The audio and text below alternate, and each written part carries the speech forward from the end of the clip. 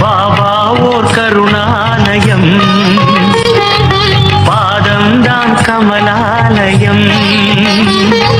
பாபா ஓர் கருணாலயம், பாதம்தான் கமலாலயம். சாயப்பா உறவுகள் அனைவருக்கும் வணக்கம். சாயப்பா மேல் நம்பிக்கை வைத்து அவரை நினைத்துக் கொண்டிருக்கும் உங்கள் அனைவரின் வேண்டுதலையும் சாயப்பா நிறைவேற்றுவார். நல்லதையே நினைப்போம், நல்லதே நடக்கும். என்றும் சாயப்பாவின் அருள் உங்களுக்கு இருக்கும். நம் மனதிற்கு இதமான சாயப்பாவின் இன்றைய அருள்மொழியை கேட்போமா? அன்பு குழந்தையே, நீ சந்தோஷமாக வாழப்போகிறாய். உன் வாழ்க்கை வசந்தமாக மாறப்போகிறது. உன் வாழ்க்கையில் நன்மையே நடக்கும். நீ எதிர்பார்த்து காத்திருக்கும் நல்லது உனக்கு நடக்கப் போகிறது. உனக்கு தேவையான அனைத்தும் உன்னை வந்து சேரப்போகிறது. நீ எதிர்பார்த்து காத்திருந்த நல்லது நடக்கப் போகிறது. உன் ஆசைகள் நிறைவேறப் போகிறது. உனக்கான அனைத்துமாய் உன் சாயப்பா இருப்பேன். உனக்கு துணையாக நான் இருக்கிறேன். எதற்கும் அஞ்சாமல் உன் லட்சியத்தை நோக்கி போய்கொண்டே இரு. உனக்கான பாதையை நான் அமைத்துக் கொண்டிருக்கிறேன். அதில் உன்னை நான் வழிநடத்தி செல்வேன். நீ உன் கவலைகளையே நினைத்துக் கொண்டிருப்பதால் நான் கூறும் நல்லது உனக்கு கேட்பதில்லை. முதலில் உன் கவலைகளை என் பாதத்தில் சமர்ப்பித்து விடு. அவற்றை நான் பார்த்துக் கொள்கிறேன். நீ உனக்கு என்ன தேவையோ அதை மட்டும் நினைத்துக் கொண்டு உன் செயல்களை செய். மற்றதை நான் பார்த்துக் கொள்கிறேன்.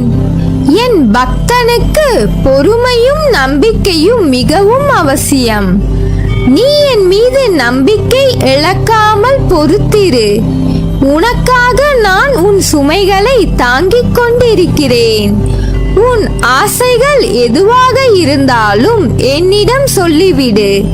நான் அதை பூர்த்தி செய்வேன். உனக்கு பிறவியிலேயே உதவும் மனம் உண்டு. எப்போதும் ஓடிப்போய் உதவுவாய். ஆனால் உனது கஷ்டங்களை பங்கு போட யாருமே முன்வரவில்லை. அப்படி இருந்த போதிலும் உனது எண்ணங்கள் மாறவில்லை. ஏனென்றால் ரசித்து வாழ்ந்து கொண்டிருக்கிறாய். உன்னை போல் யாருமே இல்லை. கொடுத்து பழக்கம், வருத்தி பழக்கமில்லை. கடுமையான துன்பத்தில் கூட அனைத்தையும் தாங்கிக் கொள்ள நினைக்கும் உன் மனம். நான் இருக்கிறேன் என்று தைரியமாக முன்னின்று பேச துடிப்பாய். ஏன் இப்படி நீ துடிக்கிறாய்? நீ கடந்து வந்த பாதைகள் பல உண்டு. வாழ்க்கையில் அனைத்தும் கிடைத்து அனுபவிக்க முடியாமல் அனைத்தையும் இழந்து மீண்டும் ஏறி வந்த பாதையை தேடி வந்திருக்கிறாய்.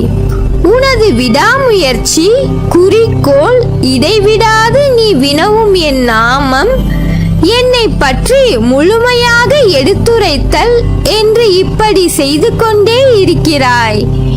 எந்த சூழ்நிலையிலும் கவலை வேண்டாம், கலங்காதே. நான் உன்னை பாதுகாப்பேன். உண்மையான பக்தி ஒன்றே வாழ்க்கையில் மேலே வருவதற்கான அறிகுறி. உனது பூர்வ ஜென்ம சாபக்கேடுகள் அனைத்தையும் இப்போது நான் விலக்கிவிட்டேன். நீ இழந்தது அனைத்தும் மீண்டும் உனக்கு தேவைப்படும் காலத்தில் உன்னை தேடி வந்தடையும். காத்திரு. உன் வாயிற்கதவை தட்ட விரைவில் நான் வருவேன். அப்பா நான் இருக்கிறேன், கலங்காதே. உன் வாழ்வு என் கையில். வசந்தம் வரும் உன் வாழ்வில். வாழ்க்கையில் குழப்பங்கள் இருக்கலாம். ஆனால் நீயோ வாழ்க்கை முழுவதுமே குழப்பங்கள் உள்ளதாய் மாற்றி உள்ளாயே. குழப்பங்களுக்கு உருவம் இருக்கிறது என்றால் அதற்கு உன்னையும் உன் சிந்தனையையும் கூறலாம். அது மிகையாகாது. முதலில் பதறுவதை நிறுத்து. இந்த பழமொழியை நீ அறிந்திருப்பாய். பதறாத காரியம் சிதறாது. இந்த சொற்கள் உனக்கு தெரிந்த சொற்களாக இருந்தாலும் அதை நினைவில் வைக்க மறந்திருக்கிறாயே. பாதைகளை நீ தேர்ந்தெடுக்கிறாயோ அல்லது உன்னை அறியாமல் ஒரு வழிகாட்டியாய் நான் விட்ட வழி என்று யோசிக்கிறாயோ? அது பிரச்சனை இல்லை. ஏனென்றால் அது நான் காண்பித்த வழி என்று உணர்ந்து விட்டாய். அப்படி இருக்கையில் காண்பித்த பாதையை பயனுள்ளதாய் ஆக்கிக்கொள். அவற்றில் உன் நிலை எப்படி இருக்க வேண்டும் என்று யோசித்துப் பார். அதை வீணாக்குகிறோம் என்ற எண்ணம் எப்போது உனக்கு தோன்றுகிறதோ அன்றே நீ அறியாமையில் நம் பாதை சரிதானா என்ற நினைப்பில் நீ தூங்கியதற்கு ஒரு விழிப்பு வந்துவிட்டது. உன் கையை நான் பிடித்துள்ளேன். நிச்சயம் உனக்கான வழியில் நீ சென்று வெற்றி பெறுவாய். உனக்கு அந்த பாதையில் உள்ள பயணத்தில் ஒன்றும் தெரியாது என்ற நினைப்பை அகற்று.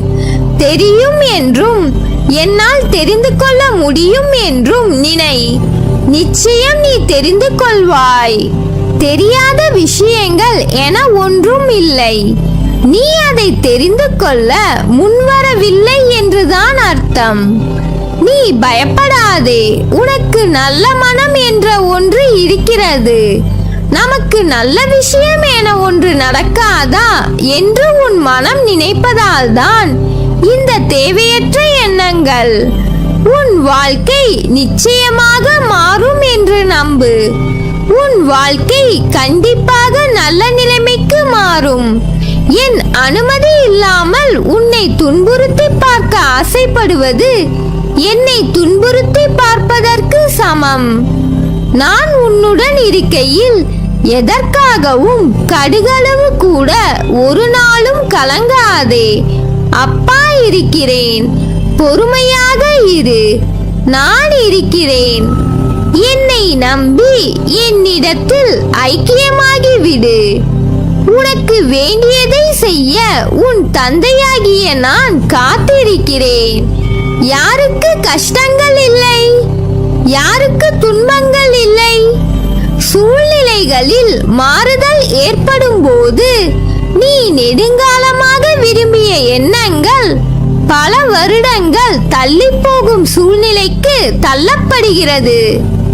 ஏன்? எதனால்? எதற்காக? ஒரு மாற்றம் ஏற்படுவதற்காக. அதற்கு உன்னை தயார் செய்வதற்காக என்று அர்த்தம். பொறுத்திரு, காத்திரு. அனைத்தும் நடக்கப் போகிறது. துன்பங்கள் உன்னை விட்டு அகலப் போகிறது. நிச்சயம் ஒரு நாள் உன்னை உயர்ந்த நிலைக்கு கொண்டு வருவேன். எவ்வளவு தூரம் சென்றிருந்தாலும் உன்னை இழுத்து கொண்டு வந்து எனது இரு உள்ளங்கைகளில் வைத்து பொக்கிஷம் போல் பாதுகாப்பேன். துயரங்களை தருகிற நான் அதிலிருந்து எப்படி வெளியே வருவது என்ற போதனையையும் உனக்கு வழங்குவேன். நான் இருக்கிறேன் என்றும் உனக்காக. நீ செல்லும் இடமெல்லாம் நல்லதே நடக்கும். நீ என் பரிபூர்ண அருளும் ஆசீர்வாதமும் அன்பும் பெற்ற என் செல்ல பிள்ளை.